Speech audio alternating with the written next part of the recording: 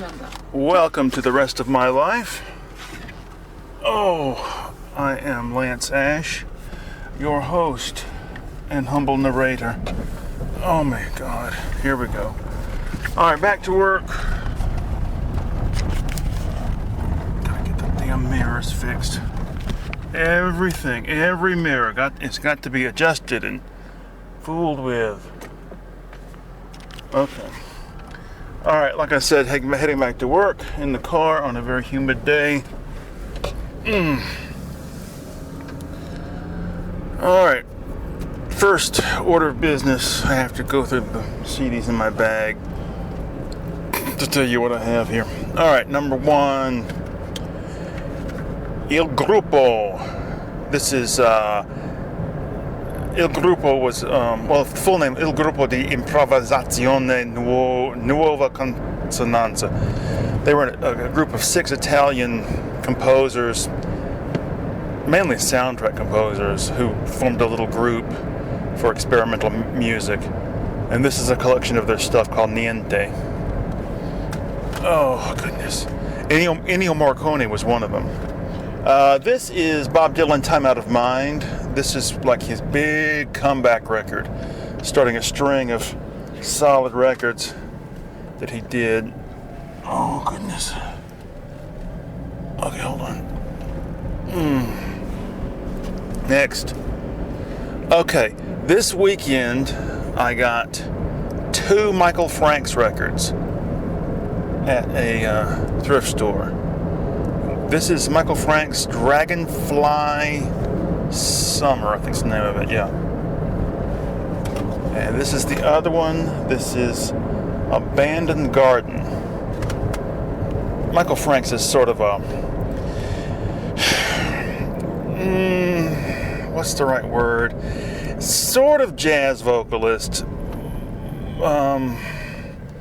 Combined jazz with soft rock.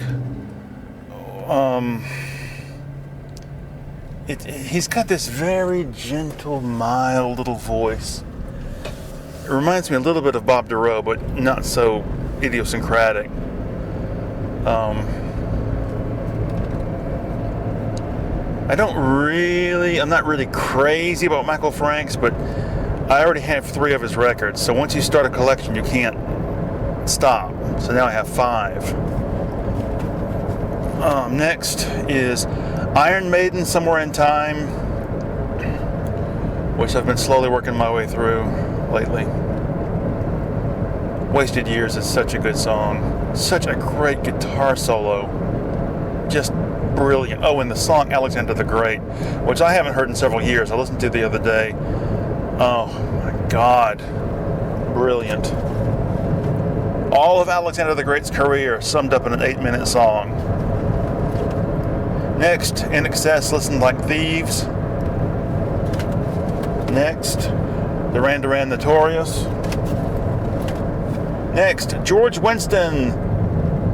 He is a piano player, and this is a collection of pieces written by Vince Guaraldi for the Peanuts animated specials. So this is some of the stuff from the Christmas special, some of the stuff from the Halloween special, and so forth. What else is in here? Oh, back to where we started. Okay, that was it. All right, hold on a second. Check for oncoming traffic. All right, now we're on the main road. Okay, now I have a lot of topics today. First, we begin with an anecdote that I thought was amusing. All right, many years ago, back when I was still working in Athens, I used to have to go through Winterville to get to the postal facility where I worked. Whatever happened, I wasn't paying attention, and I ran up against the curb, and I busted the tire, I think, yeah. So, Winterville's a little old community with old houses. It's very nice. People with a little bit of cash. So, I'm not stuck in the middle of the wilderness, right? This is before I had a cell phone. So anyway, I thought, okay, well, I'll just walk to somebody's house and I'll have them call the police. And I'll have the police call my wife and so forth. We'll get this dealt with. All right, so right across from where I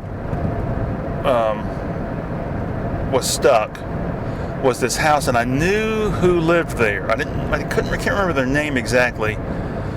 But when I worked at the convenience store, this guy used to come in all the time, and he bought this house and he'd renovated it. So I go to the house and knock on the door. And this is in the middle of the night, right? And he's like, "Who is it?" And I said, "Look, you don't have to open the door. Just call the police. I've busted the door. I busted my tire out here. I'm stuck. Just call the police for me." He goes, "Oh, just come on in. It's okay." So I went in his house, called the police. "Thank you very much." I go back outside to my car and I'm waiting, right? Now, cop shows up a few minutes later.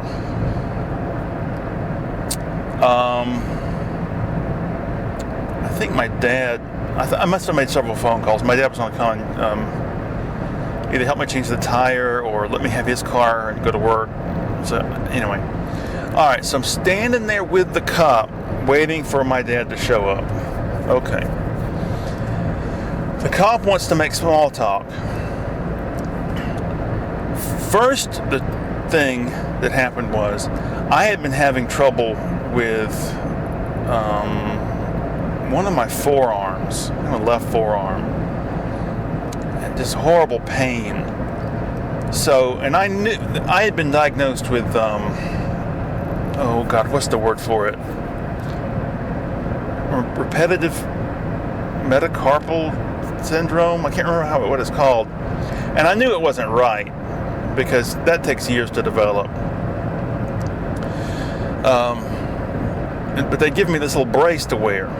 So the cop, to pass away the time, is using his flashlight to look around inside my car right while we're waiting, and he sees the brace first, and he says, "So what's that? What's that all about?" And I told him. He goes, "Yeah, I've heard of that. It always sounded to me like some kind of scam for people to get out of work." All right, that's the first incident. First indication we have that the cop is an idiot. Second thing that happened was I had a big stack of books in the back seat. And he goes, "What's all the books for? You go to school?" No, I just like to read. I went to college years ago, but basically flunked out. And he said, "Yeah, I went to school, went to university for a little while. And then I got to thinking, Jesus has already told me everything I need to know, so what do I need this for?" All right, now, end of anecdote. Okay, next. This weekend, I saw a video, part of a video, where John Cleese had been invited to speak at some libertarian convention, whereat he made the observation that woke culture, woke attitudes, wokeism is ruining creativity. Now think about that for a moment. Woke is the current cheap and easy insult to throw at people who believe in social justice or who have politically correct attitudes or who want generally left-wing liberal Democrat ideals to prevail. Okay, there are people who are woke, and that's a very vague term.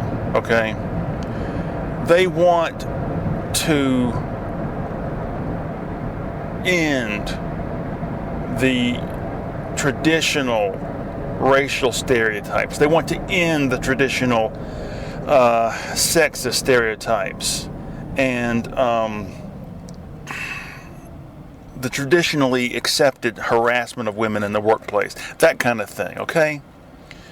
So But what a person who is using woke as a term of insult means is they're stopping us from saying words like nigger.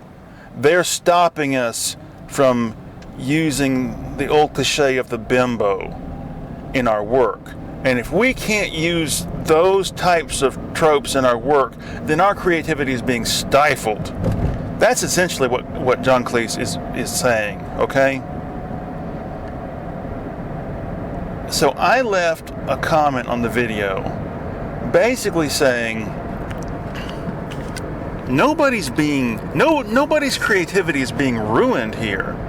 It's just that the mainstream venues for presenting creative work, that is to say major book publishers, major record companies, major comedy venues, what passes for television today, the streaming services and broadcast networks, they're not allowing that sort of thing out there anymore because public opinion has turned against it.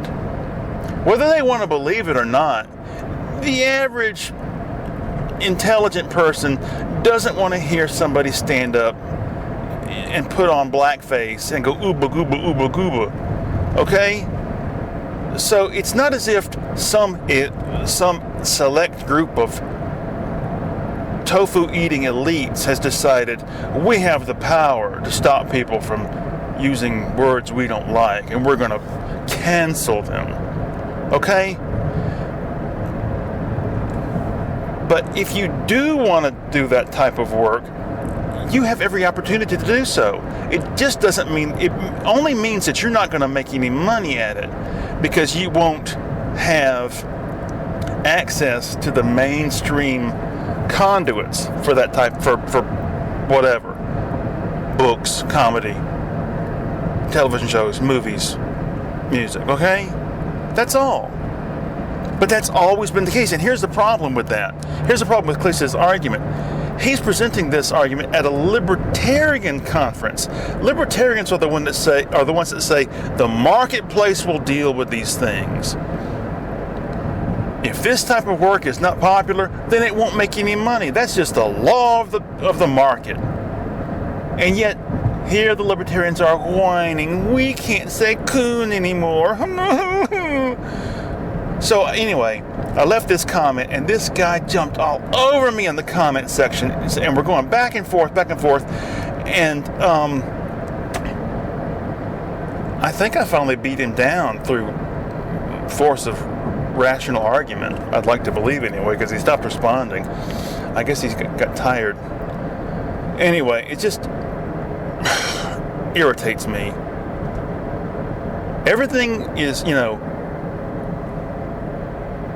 everything has to be their own way, or else they're going to get upset. It's not just we want traditional. We want the. I'm trying to think. It's not just that they want traditional foreign policy, traditional economic policy. They also want traditional workplace environments maintained, where it's perfectly acceptable for you to slap a female coworker's fanny and get away with it. They want that. Okay, now moving on to a related topic. Something struck me today. Sometimes you forget how old you are in relation to everyone else. You still tend to think of yourself as being among the young crowd, But the fact is, I'm 52. And the fact is that the people who are claiming that Trump was cheated are roughly in my generation, okay? Now, what struck me is, I've talked in the past a lot about this small private Christian school that I attended. from 4th grade to my senior year. And at that school, ostensibly the school existed to promote, their motto was quality education in a Christian atmosphere. So it was, we're going to teach them, old-fashioned mathematics, but we're also going to whip a little Bible study on them as well. Well, that's not all they did. They also promoted the idea that only the Republican Party was correct, and that the Democratic Party was actually the army of Satan in disguise. They promoted the idea that the Civil War had nothing to do with slavery. It was a conflict between a largely agrarian geographic region and a largely industrial geographic region. That's all. Slavery was a side issue. And besides, slavery wasn't that bad. I mean, you wouldn't mistreat your tractor, would you? And a bunch of other shit, Women are supposed to be pregnant all the time, and real men play football. Just a whole host of shit. Oh, here's another good one. Franklin Roosevelt only instituted welfare programs in this country so he could addict poor people and minorities to government handouts, and therefore the Democratic Party would have a perpetual lock on electoral victories. These are the kinds of things that we were taught. Here's what struck me. That school was not an isolated incident. There are thousands of schools like that across this country. That school was founded in 1970 in response to racial integration of schools, in response to the hippie movement, in response to what some people felt was a growing acceptance of evolution and socialist economic policies. So, and those schools continued to proliferate throughout the 70s, throughout the 80s. What I'm getting at is the people who are the MAGA crowd, the people who are the white nationalist crowd, the people who are the 2020 was a stolen crowd, are the legacy of 40, 50 years of indoctrinating. And I know not everybody went to Christian schools or private schools, but that attitude was out there, and that mission to indoctrinate an entire generation or two of Americans into believing a bunch of shit is bearing fruit today. Because, I got out of it. I managed to turn my head away from all that crap, and I know a couple of other people who have too. But for the most part, the people that I graduated with are now leaders. They have households, they have families, they have children and grandchildren, and they vote the way that they were indoctrinated to vote. So the Christians and the ultra-rich who have been using them for all this time got what they wanted. If half the country is totally brainwashed into this mindset, we're going to have an extra long episode today because I got a lot to go over. Anyway, I hadn't really realized it, because when I see these people on the news and they're got their red hats on and they're chanting Trump's name and all this shit, I look at them and I think, oh, well, they're younger than me, or they're older than me, or these people are the product of I don't know what, the wrestling, that. But no, they're not. They're my age. They're the kind of people that, if I was going to church, they'd be sitting in the pew next to me. Oh, Lord, what a mess. Alright, I gotta take a little detour here. What's the next thing here? Okay, the next topic I have written down is comments on YouTube. I think I've already covered that basically. I'll take a brief little thing about that though. I got into another argument with somebody over a year ago. I had left a comment on... Mark Kermode had done a review of the Lion, the Witch, and the Wardrobe. And I had left a comment over a year ago about how the scene in the movie... I didn't like the movie. I thought it was shit.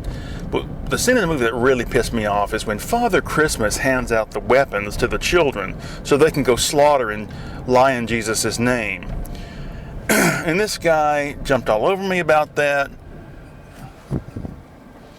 saying, you know, well, the creatures, they're not killing humans, they're killing animals. You know, these wicked wolf beasts.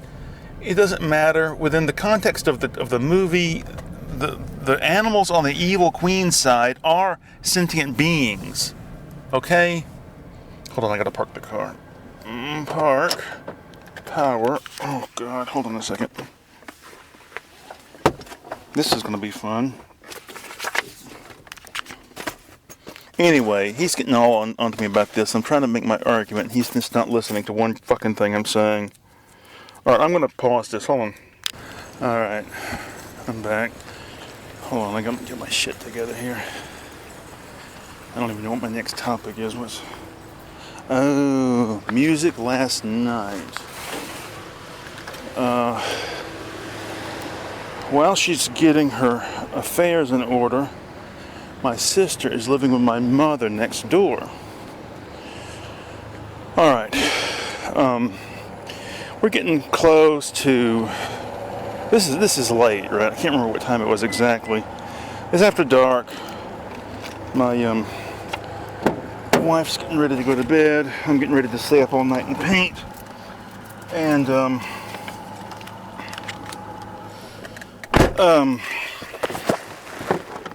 hold on, I'll be right there. So anyway, I checked my email, and my sister sent me a note saying, "Do you hear that music, that bass, that beat?" Like, no, I don't hear it, but I mean, I know what you're talking about. I often do hear music in the distance. You know, sometimes the rednecks throw parties over across the fields, you know, maybe a half mile to a mile away. So anyway, I'm like, you know, that's all I can tell you is that sometimes these people throw parties over a ways and you can hear it. So anyway, can't remember the exact chronology of things, but my wife suddenly, she was about to take a bath and she comes bolting out and she goes, "Get your clothes on, get the keys. We're going to go find out where that music is coming from." I said, "So you hear it?" Because my sister was just complaining about it. And she goes, "Yeah, I hear it." So she said, "It's coming right through the bathroom wall. I can't relax in the bath." So I called my sister to tell her we're going to get in the car and go look for it. And she said, I'm already in the car driving around trying to find it. Anyway, we both wound up calling the sheriff's department to tell them we got a noise issue. The sheriff's department doesn't give a rat's ass. You know, in the past we've complained about people shooting off guns, and had the sheriff's department tell us, "Oh, that's just some good old boys having fun." Anyway, so my wife and I couldn't find it. Later, my sister said that she found it. It was a great big tent several miles away where people were having a big party. So that means this music was so loud that the bass line is traveling that far. Anyway, people just don't give a shit. That's the libertarian mindset in action right there. I'll do what I fucking want. And if you don't like it, you can sell your house and move. All right. Next issue. Okay, this is two things together, and this will round out the episode. As I've mentioned in the past, I make a habit of going to thrift stores all over the area. And the cheapest thrift store in town is called the Project Safe thrift store.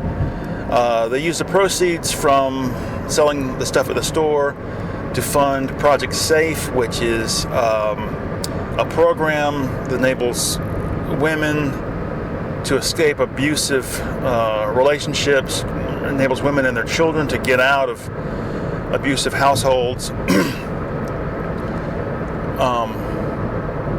Anyway, so they have stuff in there for cheaper than anywhere else in town. And two incidents related to this, my visit. Saw this old typewriter, old Remington 50 typewriter. I guess that was the model number, 50. And I really wish I could have gotten. There's no way I could ever made it work.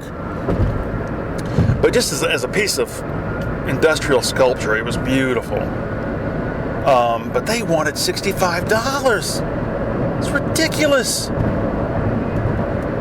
Especially for that place. I was thinking at the most they'd charge $10. $65. Give me a break. But it was beautiful. Back when manufactured objects had style. Anyway, okay, that's part one of the story. Part two. Alright, I hear this voice across the way in the store. I wasn't quite ready to leave. I was still going through the CDs, but there was a guy at the counter checking out. And I swear, this guy's voice was almost exactly like Hunter Thompson's voice. And I look over at him, and I can tell right away that this guy is... I hesitate to use this word because it has... People have certain ideas about what it means, but this guy was a character. And I don't mean character like, oh, life of the party. I mean, this guy was essentially a living cartoon character. He had on really dark, I guess, prescription sunglasses, I guess. And to be honest, he was probably about my age, maybe a little bit older. I have a hard time judging how old people are in relation to me, in relation to my age now, but roughly. Anyway, I don't know how to describe this. I've seen or met a couple of people like this in the course of my life, and it's like I'm leery of meeting someone like that because you don't know. I mean, it's like meeting Santa Claus or meeting I don't know, Pee Wee Herman, Mick Jagger,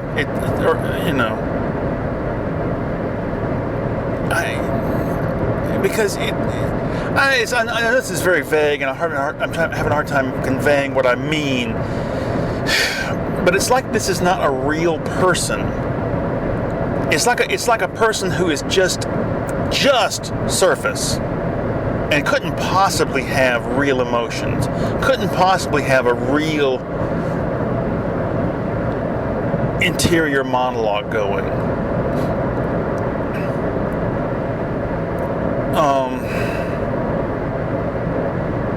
And